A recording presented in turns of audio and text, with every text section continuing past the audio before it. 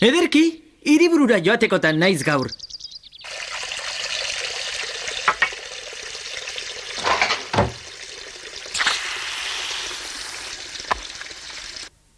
Aizu, eta auzo berean bizigaren ez, zergatik ez gara elkartzen? Ez zaizu ideia ona iruditzen?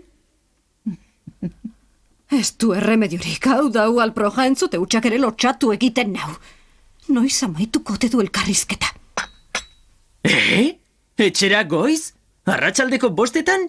Zo ez zaitez kezkatu, garaiz iritsiko zarela ziurtatzen dizuteta. Bai, noski, bere alanoa zure bila, pozez txoratuta nago? Ez ote du inoiz amaituko ba, hau da zori gaitza hau. Zer deritzazu orduan, balese? Benetan, non? Satan Cityn? Ederki, bai, primeran. Munduaren amaierara ere joango nintzateke zuregatik, pamposa. Beno, ni banoa. Ondo ibili, Goten? Goten? Erne ibili iriko emakume alprojekin. Baina ama...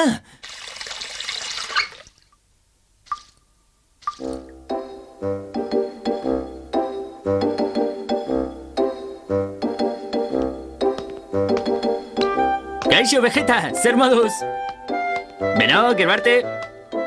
Aizu, itxaron. Zer moduz, Goten? Ba, ondo. Barkatu, Vegeta, presakan abil. Agur?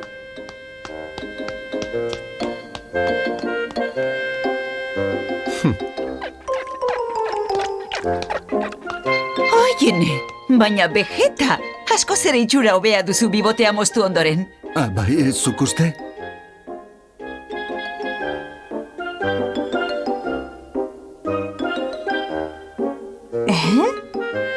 Baldin bazatoz, ezaidazu bazatozela!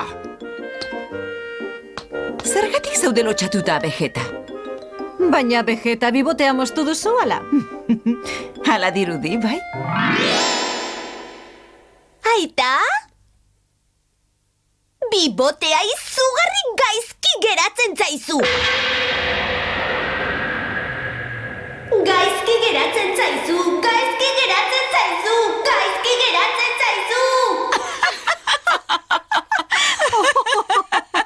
Ustekabeko itzala eman diola dirudi. Zer esan espadiotere foka itxura hartzen nion gitxa joari.